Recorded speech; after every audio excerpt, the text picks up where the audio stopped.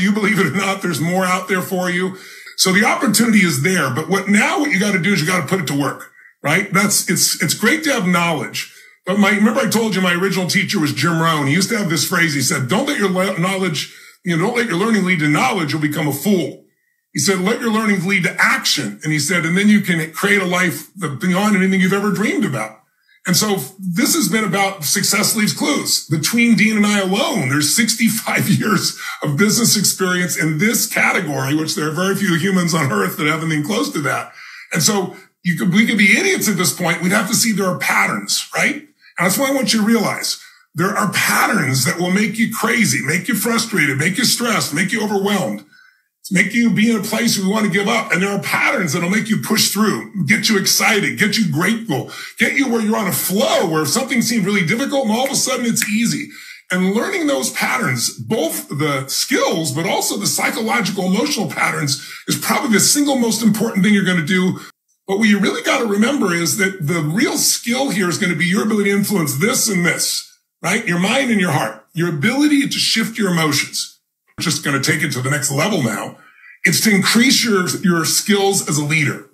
And remember I said the other day, a leader doesn't mean everybody follows you. A leader means you do things on your standards. You don't settle for less than you can be. So the question I have for you is this. What makes somebody a leader? What's the number one skill that makes someone a leader? But they get to have the quality of life everybody else dreams about. And the answer to the question of what's their number one skill is the skill of influence. The ability to influence the thoughts, the feelings, the emotions, and the actions of another human being is the most important skill you can have. If you're going to be a great father or a great mother or a great friend or contribute to your community or build a business, you've got to learn to influence. But who do you got to learn to influence most? And the answer is you already know it is you. If you can't influence yourself to do certain things, I mean, if you're overweight, you're not doing a good job of influencing your hands, right? It's really, all this is here and here. It's this ability to shift the way we think, the way we feel, and what we do. I want you to really think about what are the things that tend to influence you, not for the better. You know, there's these invisible forces that shape our life, right? If you ask people like, what shapes people's life the most? Most of it is invisible. Radiation's invisible. Too much, you're dead. Too little, and you're dead.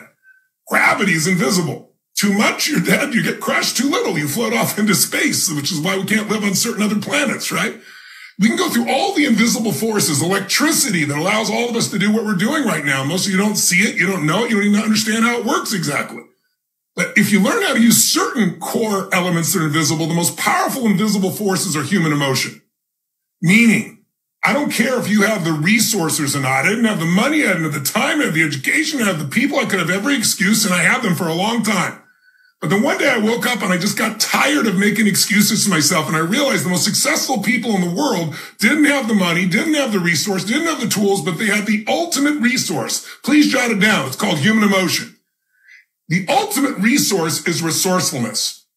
If you can tap into that emotion, that's what starts wars. Human emotion. It's not logic. That's what gets you married. That's how children come about. Everything in life comes from emotion. We justify intellectually, but it's human emotion. And I don't mean just being emotionally, intelligent. That's really nice. Having that potential of managing your emotion. I mean becoming emotionally fit. And so one of the things I really want to challenge you to do is develop a pattern of doing the things you don't want to do. If you just do that over and over again, it'll change your life. Jim Rohn, my original teacher, used to say, Tony, if you want an extraordinary life, you must learn the philosophy of stretching. So what do you mean by stretching? He said, well, think of it this way. If you say to yourself, I can't do something, then train yourself to say, I must, and immediately take action. I said, well, does that mean if I can't jump off a cliff that I must? He said, no, don't be stupid, right? He said, but when you say you can't do something, but if you made yourself do it, you'd be better as a father or as a friend, or you'd have more skill, or you'd be better in business, or you'd be better in your own character, then you must do it. And he said, you have to develop this habit that says, I can't, then I must. I can't, then I must. And as soon as you say I must, take immediate action. And I got to tell you, that philosophy that Jim taught me changed my life. I remember I went to him because, I got this $35 seminar I told you about and making $40 a week. And the next seminar was $1,200. That was in 1977. So it's the equivalent of about $10,000 today. It's a big investment for just one weekend. And I was like, I thought the $35 investment was a big investment, and there's no way I didn't have $10,000, right? I was living on my own at one point, sleeping in my car. And it's like, I didn't have that kind of money. My car was $1,200 to give you an idea. So it's like, sure enough, he kept saying, Tony, if you don't have $1,200 at 17, 18 years old, he said, then you have to go to the seminar. And I thought, oh, he's just selling me, right, at first. But as I told you, I finally started to break through. I started to realize we all get what we have to have. And what I needed to do was just deal with the one thing that stops us. So what's the only thing that could stop you? And people usually say to me, well, me. No, it isn't you. It's fear, right? It's the part of the mind that is fearful. Remember I told you the other day, we all have a 2 million-year-old brain, and it's not designed to make you happy. It's designed to make you survive, remember? It's designed to look for what's dangerous and how do I protect myself? How do I hide from it and freeze or fight it if I have to or run from it, right? Fight, flight, or freeze, as I'm sure you've heard. Well, that survival brain, as I mentioned to you the other day, it used to be there to protect us against like a saber-toothed tiger. Now it's like, oh my God, what if I fail? What if I don't make enough money? What if people think of me? And we make all that life and death. So if the only thing that's going to stop you is fear, then let's look at a way to deal with it or two. First of all, when people tell me of their life, how's your life going? Is it going great? It's going terrible? It's going wonderful? How's it going? You don't experience life. Please jot this down. I experience the life I focus on. I experience the life I focus on. See, in any moment, what's wrong is always available and you can focus on it, right? Oh my God, look what's happening to our economy. Look what's happening with inflation. Look, of course, all that's available. But in any moment, what's right is also available. And those who learn how to direct their focus, those are the people that no longer let fear control them. There was an old movie years ago I mentioned the other day. It's a movie where this gentleman, it was based on a true story of this mathematician who went kind of crazy, and he ended up winning the Nobel Prize. And they asked him, it was a key moment in the movie, they asked him, like, how do you stop the schizophrenic part of your brain? No one's ever done that before. And he said, it's really simple. I realize whatever I feed grows. If I feed my fear, it gets bigger. If I feed my focus on what works, I get more of what works, right? So that's really what we've really got to be able to do. And I know you know this intellectually. I do too. I'll tell you a funny story. Years ago, I wanted to learn to race cars. And so I went to this racing school and I got to know the founder of the school. His name's Bob Bondurant. He's a very famous guy in that business. And I said, Bob, I'd really like to, I don't want to just take a basic course. I really want to master this. I really want to drive. I want to be able to drive like crazy. I want to drive competitively. He goes, okay, Tony, if you want to do that, I'm going to take you on a ride you're never going to forget. He goes, get in the passenger seat, put the helmet on, lock me all up. He goes, I'm going to show you what a car can do. And we were at a place called Laguna Seca, which is a very famous racetrack in Northern California. And it's famous because there's some areas where you're going straight at a wall. They call it a corkscrew, and you got to go right around that thing. So it's pretty intense. I got in that car with him, and I couldn't believe it. I thought we were going to die multiple times. At the very end of the thing, he turns the ignition off. He looks at me and he goes, you'll be able to do that in 4 days. I remember looking at him saying, you know, I'm a very positive person and you're full of it. I said, I don't even know if I want to do this after what I just saw. He goes, Tony, we're not going to just throw you in the car and do what you just did. He said, the first key, and hear this all of you. This is a perfect metaphor. He said, the first key is before you ever try to drive fast, is you got to learn how to drive what's called a spin car. So what's a spin car? He goes, what we do is I put you in this car, and he goes, I'm going to be over on the passenger seat. There's no steering wheel. There's no brake, but I have 4 buttons right here behind my arm at the bottom. You can't see it. And when you least suspect it, I'm going to push one of those 4 buttons. And what it'll do, it'll lift up one of the 4 wheels, and we'll start to spin out of control in that direction. And he said, so this is all you have to remember in life. And please hear me, because it's all you got to remember in business as well. He said, focus on what you want, not on what you're afraid of. I thought, that's easy. I teach this, right? He goes, yeah, because what happens is, I'm sure you've heard of a person driving their Porsche or their sports car down a country road, and they're going 90 miles an hour, and they crash into a pole. There's only one pole every quarter of a mile. Because they start to lose control, and they go, oh my God, I don't want to hit the pole. They stare right into it. And where your focus goes, your energy flows. Where your focus goes, you steer right into it. That's why people crash. He goes, so focus on where you want to go, not on the wall. The wall's there, but if you focus on the wall, you're going to hit the wall. And I thought, no problem. I teach this stuff, right? So then he gets you going. And, you know, if you've ever seen a race car driver, I used to think, well, could be, that's not like a sport. I mean, that's not like athletic. Oh, it is. Because you start going 120, 130, 140 miles an hour, the level of focus, the level of tension in your body, I mean, your whole body heats up. It's intense. And so I'm ready. I'm like thinking to myself, you pull that thing, push that button. I'm ready. I'm ready. Well, does life ever push the button on you when you're ready? No, right? So sure enough, he watches. And if he watches long enough, there's a moment where you lose just a little bit of concentration. He hits the button. We start spinning out of control. What do? Well, like straight at the wall. I don't want at the wall. He grabs my face, literally shoves my face to the left where we need to turn. Now I'm fighting him because I want to see the death happen, right? And so I'm fighting him along, but he keeps pushing my head. And sure enough, as he pushes my head and I look this way, I steer this way, the direction I'm looking. And it felt like we stopped, maybe turned 2 inches from the wall. It was probably 3 feet, but my heart was beating out of my chest. He looks at me and says, did you learn? I said, I learned. I didn't learn squat. Because you got to condition it, right, guys? It's like, it's not enough to understand it intellectually. It's like shooting basketball. You know how to do it, but you got to do it over and over and over again. So it's in your body till when it's time to execute, it happens. So we did it again. And I looked at the wall. We did it again. And he shoved my face and he shoved my face. After about 10 times, finally, when we started going out of control, I quickly snapped and looked where I want to go. Now, part of me want to watch this, but I know I'm focused on where I want to go. Now, guess what? I got an important question for you. The question is this. If you focus on what you want, are you guaranteed not to hit the wall? And the answer, of course, is no. But if you focus on the wall, are you guaranteed to hit it? And the answer, of course, is yes. So what you're really doing in life is increasing your probabilities. That's what you're really doing to make sure that you can succeed.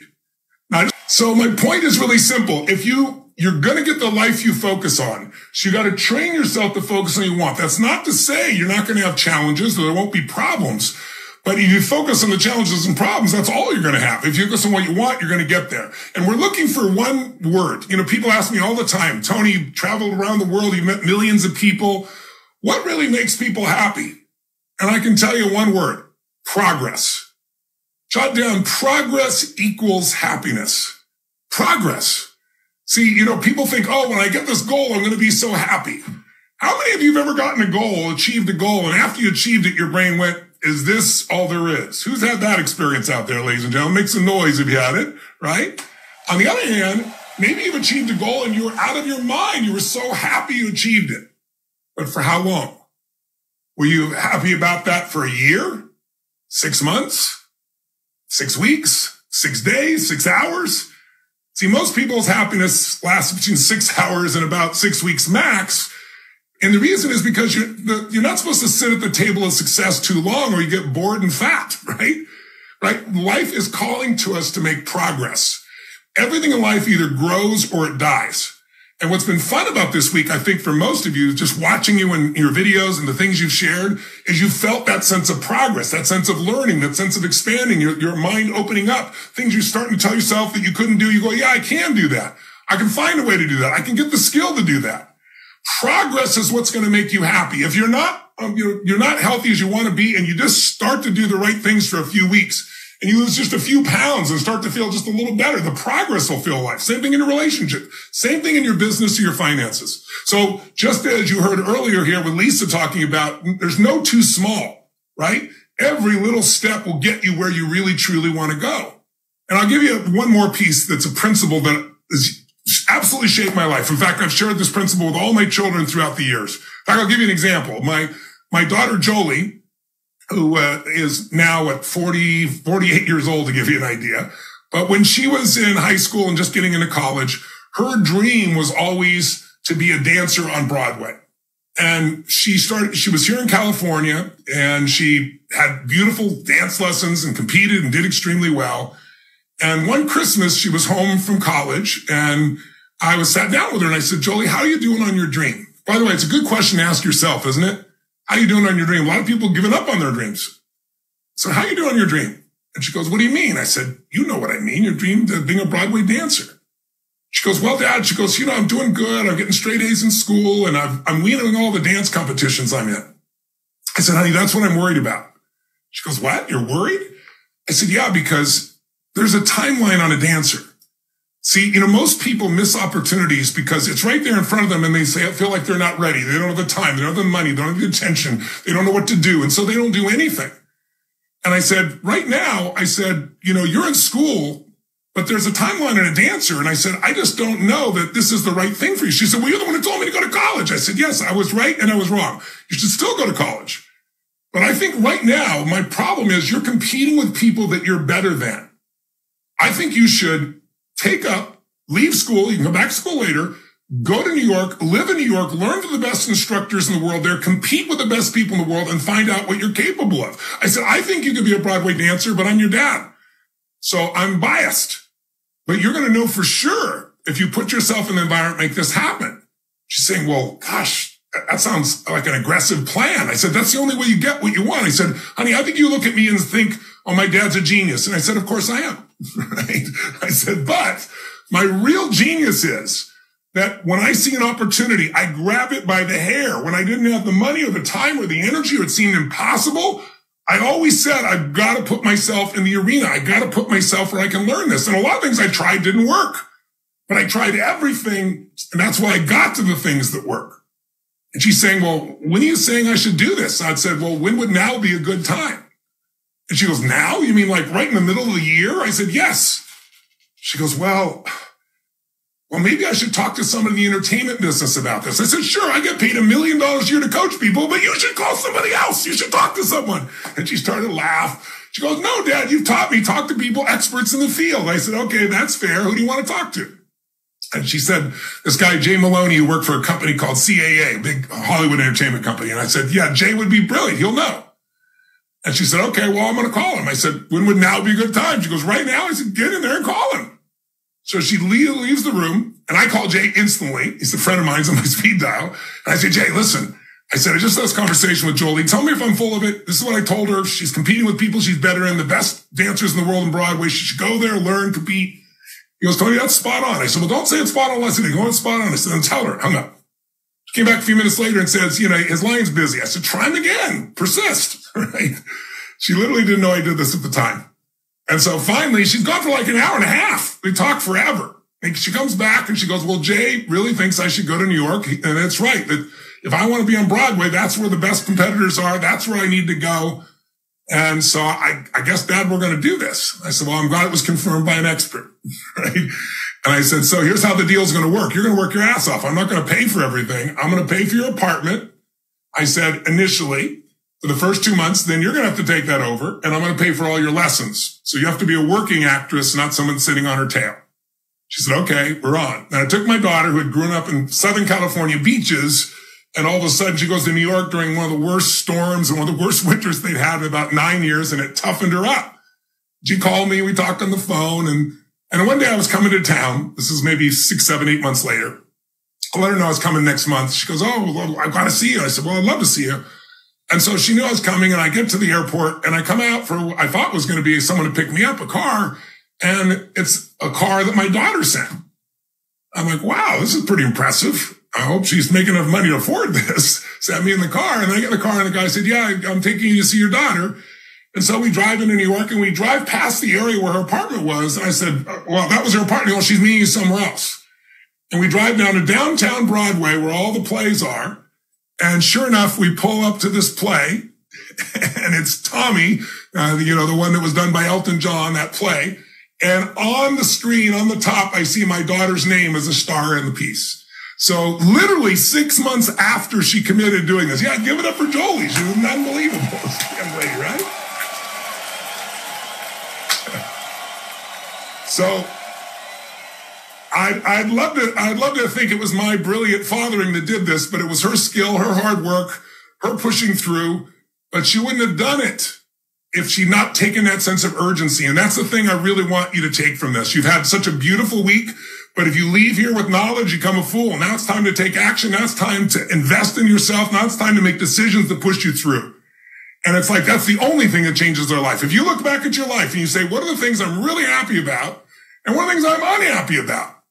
You can trace them all back to some decision you made at some point. So I made a decision, 45 years ago to invest in myself. And then another decision to invest in myself even bigger to get answers that launched me in a direction that didn't just provide for me a business or an economic or an income. It's provided for me an extraordinary, meaningful life.